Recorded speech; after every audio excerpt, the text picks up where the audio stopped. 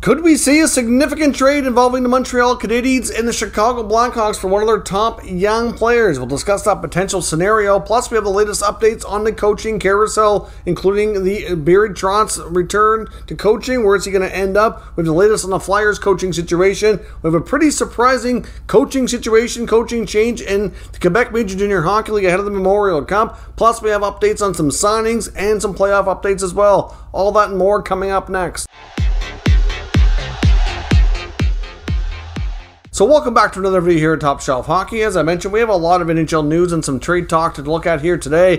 First up, we do have a couple of quick signings to look at.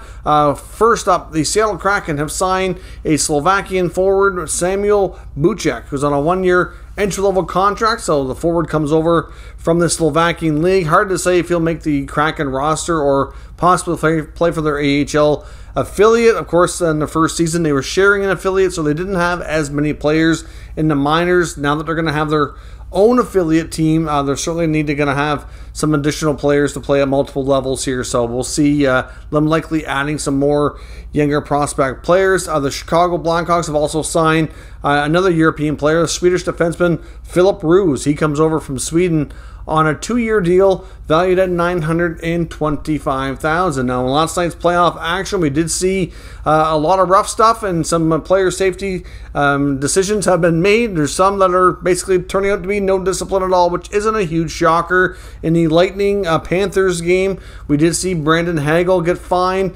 $3,750, which is the maximum allowable for boarding on the CBA against Luostarinen. So it really was a nasty hit. I'm surprised it's not more, to be honest. I thought he might be facing possible one-game suspension, but apparently they've settled on a fine. And of course, in the Battle of Alberta last night, we saw the Oilers take a 2-1 series lead with a 4-1 victory over the Calgary Flames.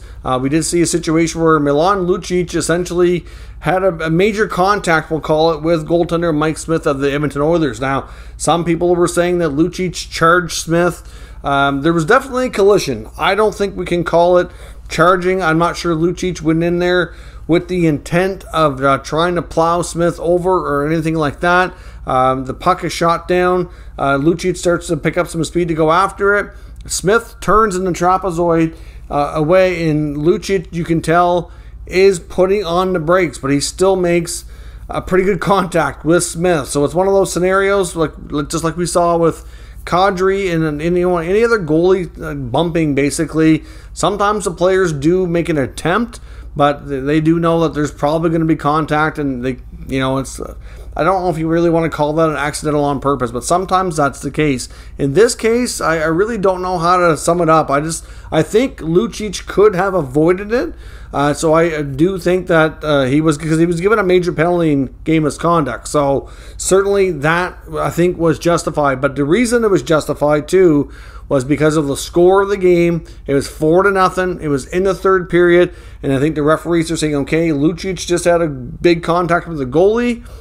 They're probably a little concerned that the game was going to get out of control and the rough stuff is just going to continue and really escalate further. So to me, that kind of falls under game management.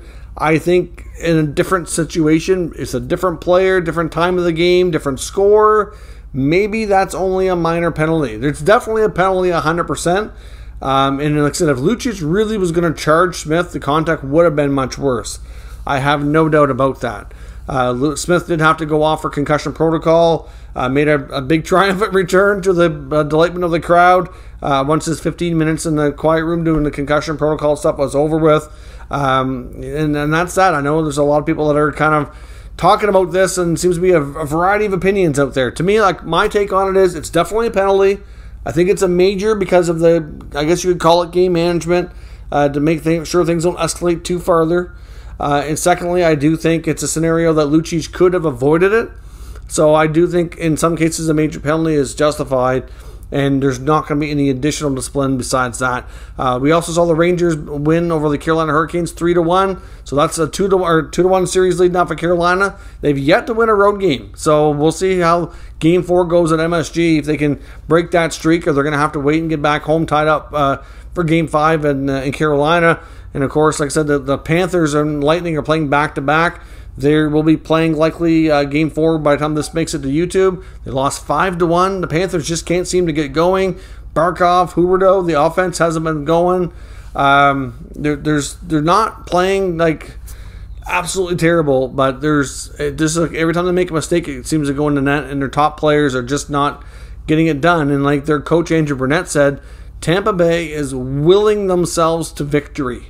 They're doing a lot of the other things, the extra effort, the blocking of shots. Like you can just tell they're putting their bodies on the line. Like the guys are going to the training room all the time to get looked at, get stitched up, back on the ice. And you're just not seeing that with Florida. You're not seeing all of their top players only trying to score, but they're not blocking the shots and doing all those other, things that the Lightning are doing. And their bottom six is getting outplayed by the Lightning's bottom six. Now, there's going to be some lineup changes tonight. Jumbo Joe Thornton is going to get his first taste of playoff action as a Panther, and they're putting Lundell back in, and Duclair is out, and I'm not sure the other lineup change, but Duclair is one of them. So I think it's Slomberg that's also out this evening as well. So we'll see if the Panthers can stay alive or if they're going to be falling to a sweep here to the Lightning. I know when the Lightning were playing the Leafs, a lot of people, myself included, thought, wow, this team looks tired. They don't look sharp. They don't look the same.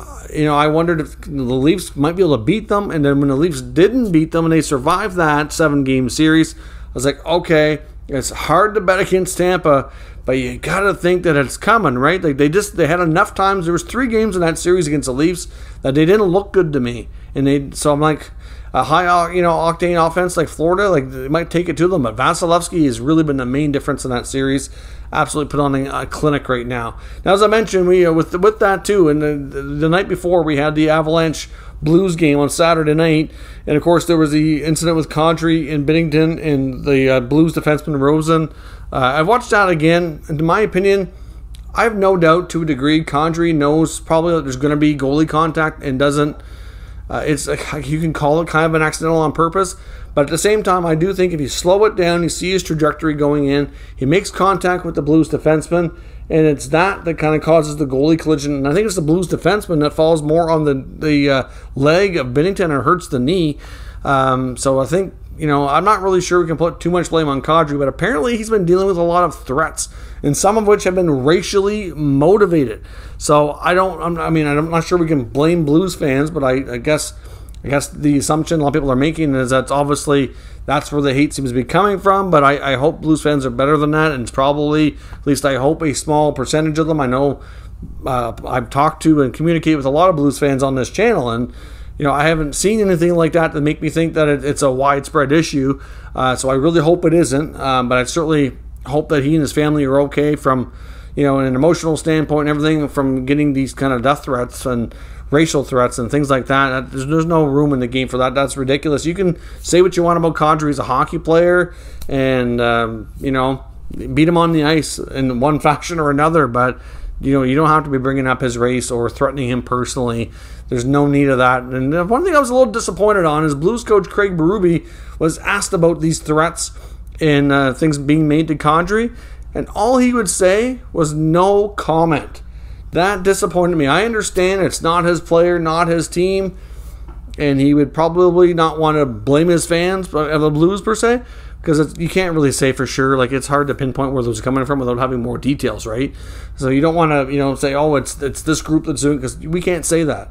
We can't, so we're not going to.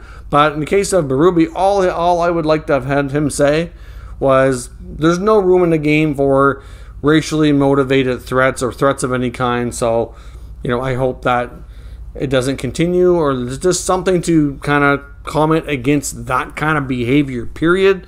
Didn't have to get into specifics, just a general threat or racial comment, something to say that he's against that type of behavior would have been nice, is all I'm saying. Now, on to some other coaching news. There is word by some in the Winnipeg area, and they claim to have their sources, but I know what the more known NHL insiders, like an Elliot Friedman, for example, who's kind of saying that he can't confirm this, so it leads you to think maybe it's not 100%, but there are some in Winnipeg that think that Barry Trotz is going to be the next head coach of Winnipeg and that it's going to be announced as early as tomorrow. Now, I'm not going to say that it's not happening. I'm not saying that it's not realistic or anything of that nature. It just makes you wonder why some of the top reporters that get all the connections don't have that information or can't confirm it. They believe that Trotz is going to take his time here a little bit and see what his options are before he makes a full decision. I have no doubt that the Jets would have made an offer to Trotz for the job. That I would concede that being 100% true, and I won't even be shocked if it does turn out that he is the head coach there and decides that he wants to work there and takes their offer. I won't be surprised if that turns out at all, but based on what we're hearing and him likely talking to Philly and Vegas and a few other teams first, you would think he'd want to know more what's out there before making a decision, and that like I said, the top level insiders would know that, but we'll see. If something gets announced tomorrow about Trotz to Winnipeg, clearly those sources will turn out to be right, and we will see. But it's hard to confirm right now. Also, Andy Strickland on Twitter, who's also pretty well connected to the NHL from Bally Sports, and the Cam and Strick podcast, is saying that he's hearing something about Philly being maybe interested in John Tortorella. So he may be a candidate for the Philadelphia Flyers job. Now that I can see maybe being a good fit. Certainly, makes you wonder if that could be something to that one. So we'll see. I know it was rumored that Philly wants to talk to Trotz too, but at the same time, like Merrick and Friedman, who are pretty well connected, are saying that they don't think that Philly's really in a huge rush to make a decision. And if they miss a candidate, that they may not be, overly upset about that. So we'll see what happens. But Torts to Philly would be interesting, and to me, it does make a lot of sense. I would at least think that there's likely something to it, that he's at least talking to them, or at least a candidate. Hard to say for sure if he'll get the job. Now, another coaching situation that's bizarre and making some headlines, even though it's not NHL, is in the Quebec Major Junior Hockey League. The St. John Sea Dogs, who are hosting the Memorial Cup. They were one of the top teams, or expected to be one of the top teams in the Q's regular season. Expected to be one of the top junior clubs across Canada this year. Won their bid to host the Memorial Cup, which is coming here in about just under a month's time in June. So they're hosting, so they're going to the tournament regardless. Unfortunately, though, they were hoping to go, being representing the Q as the league champions, or at least the league finalists. That did not happen. They ended up falling in the first round in the best of 5 series. They lost in, I believe it was an overtime, if I'm not mistaken, in the last game. It was a really tight game. The other goalie that they were playing against absolutely just shut them down. And they've, surprisingly, with the Memorial Cup only 3-4 weeks away here, have fired head coach Gordie Dwyer, which is really, it's not something you've never heard of, but it's pretty darn rare. So Dwyer is out, and apparently there's some reports that they were looking to do this as early as a few months ago, which is mind-boggling. This team went on a major winning streak down the stretch. They won, was it the last 15 or 16 games to finish the season? It was incredible. I'm shocked they lost in the first round. Absolutely shocked and disappointed, because obviously their team, I get to go watch a decent amount, considering they're pretty close to me here, one of the local teams here in New Brunswick, that I get to, obviously have the option to go watch. So I was hoping to see more Quebec Major Junior Hockey League playoff hockey, but the Moncton Wildcats are pretty close to me as well, and the St. John Sea Dogs both lost out pretty early.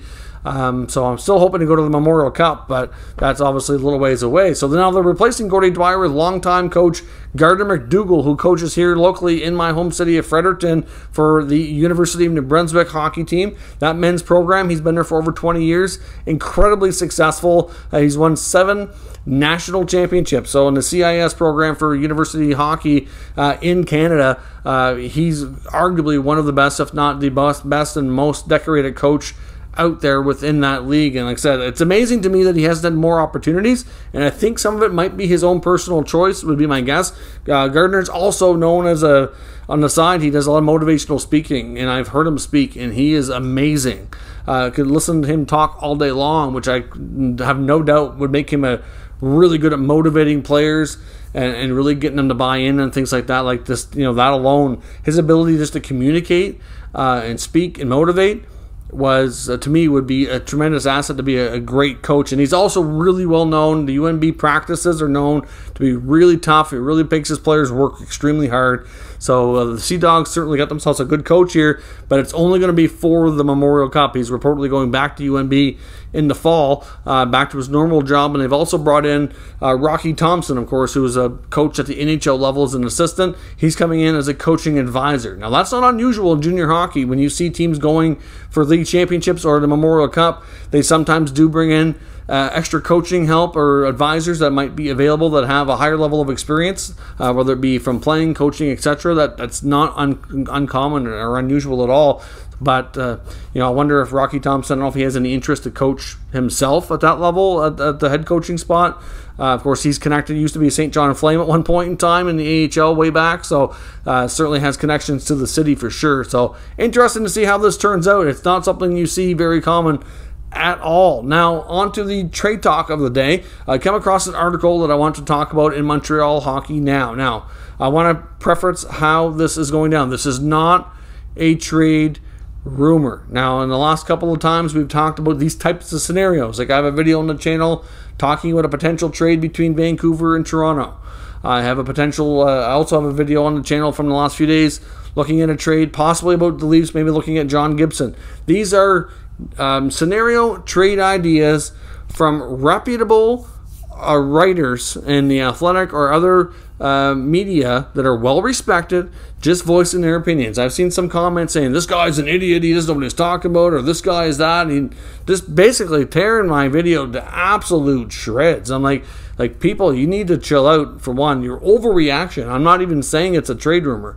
I'm saying it's a trade scenario that was presented in an article. I thought it was interesting, wanted to see what I thought and see what everybody in our community thinks. And that is just as simple as that. If you don't think this trade is going to happen, you don't think the trade makes sense, say so down in the comments. That's totally fine. You're not going to hurt anybody's feelings by doing that, but you don't have to attack me personally for discussing an article. That is over the line, and I will not tolerate it in the comment section at all, just so we're clear on that. I've had some people that I've had to have some I've responded to because I'm not going to be taking that kind of behavior. It's just uncalled for, and that's not why I'm here. So how this trade scenario is going to work? It's suggesting that Montreal connect with the Chicago Blackhawks on a potential trade. Now, this article written in Montreal Hockey Now stems from reading another article. So the original thought process actually comes from the Boston Globe and longtime writer Kevin Paul Dumont. Kevin Paul Dupont. Now, Dupont's longtime writer, well respected, suggesting that the Bruins also make this kind of trades. Okay, so certainly the Montreal writer here for Montreal Hockey Now suggesting, you know what, that would be a good idea for the Habs too. So let's see what we think here. Now, in the case of what we're looking at here, it's Chicago Blackhawks young centerman Kirby Dach. Now, in the case of the Bruins, on the article from the Boston Globe, of course, they're referencing the fact that they already had a hole at center. Patrice Bergeron might be retiring. They need a centerman. Why not try to go after a top young centerman that can hopefully fill that hole for many years to come? So will the Hawks consider trading Kirby Dach? I don't know. I mean, they're reportedly open for business. They're reportedly looking at a major rebuild, and a lot of their team players might be available for the right price. I'm not convinced 100% that Dach will be available, but given the fact that he started really strong in his rookie year, the last little while, last year or two, hasn't gone as well. I think that we can fairly say that there's been some setbacks in his development. He obviously had a major injury in his rookie year as well. I don't know if he's going to turn out to be as strong a player as we originally thought. Time will tell. I'm not saying he won't be. I'm just saying that we have reason to have a little bit of doubt now after the past couple of years have gone. So for the Boston Bruins, I understand this deal makes total sense. Why they would want to consider going after a top young center. Sure, they could benefit from that. Even if Bergeron stays, they could benefit from that. Now, that trade presentation, that article, was being posed as Carlo and DeBrusque for Dach. That is a bit rich, but I understand that Dach's a number 3 overall pick. He comes with a lot of pedigree. It looks like he's going to be real solid. He's young. So I understand the price would be high. And you know what? As much as it's a high price tag, and you might say from Boston's perspective, it might not make sense. That's probably going to be something along the lines of what Chicago would want if they'd even consider it. So, you know, they'd have every right to ask for the moon on this top young centerman. Now, in Montreal's case, in the Montreal Hockey Now article, they're suggesting that they have multiple first-round picks in this year's draft. That they obviously keep number 1. because I had to do a double take when I first read the article, because it was talking about a first-round pick. I'm like, there's no way they'd trade first overall for Doc. Like, sorry, like, that's not happening. And that's not what they were suggesting. Just the way it was written, and I had to kind of do a double take, make sure I understood what they meant. And they're talking about the other first-round pick that they got from the Calgary Flames in the Toffoli deal, which right now looks like it's going to be around number 29. So it's a really late first-round pick. So they're suggesting that a first-round pick, a prospect, and a roster player might be able to get this done. For roster player, they're suggesting possibly Mike Hoffman, maybe Christian Dvorak, Josh Anderson, one of those guys. There has been some talk in the rumor mill about Dvorak being available. He is also a center. He's not overly old, mid-20s, on a decent contract. If he can play up to his potential, again, that's the key there. He hasn't had the greatest year or two either, which is, making that questionable. So certainly, you have things to be worried about in that case, but like a player like that, hard to say exactly who it is. Hard to say exactly who the prospect is, too. But, a first rounder, a prospect, and a roster player is what they're suggesting for Montreal. Now, if that would, to me, depends on who the prospect is. I don't have any issue with them moving any of the veteran players, whether it be Dvorak or Hoffman especially. Anderson is signed longer term. Maybe you want to hang on to him. I don't know. I mean, it depends on how you feel about it, I guess. I'm not sure if Chicago would want a long-term deal like that, but at the same time, they get a player who's going to be there for a while, which is good, and it depends on the prospect. I don't know who that would be. It's hard to say. We know that Montreal wouldn't include a guy like, I guess they're not really prospects anymore, but like Caulfield would be off limits. Romanov, you would think, would likely be off limits. I don't know if they'd want to include any of the other defensemen like Struble, Harris. Would they be in consideration? Difficult to say.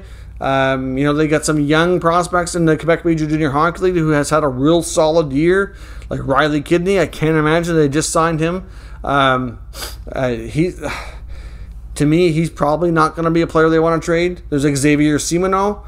He had a real solid year, still going into playoffs for the Charlottetown Islanders. I wouldn't think he'd be available. I don't know. Like, they do have some interesting prospects that they could include. I mean, Ryan Paling's still theoretically a prospect. I don't know how they feel about him. I mean, he's a little bit older, so the Hawks might want somebody younger.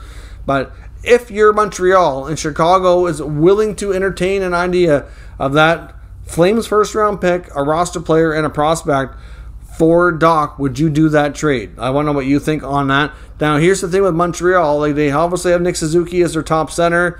You have Jake Evans, who is, certainly a bottom six center. He's been playing higher in the lineup a lot this past year because of the necessity. You have Dvorak, but I'm not convinced they're going to keep Dvorak longer term. And it's likely that they're going to select Shane Wright first overall in the 2022 draft. So you have Suzuki, Wright can be your top six centers.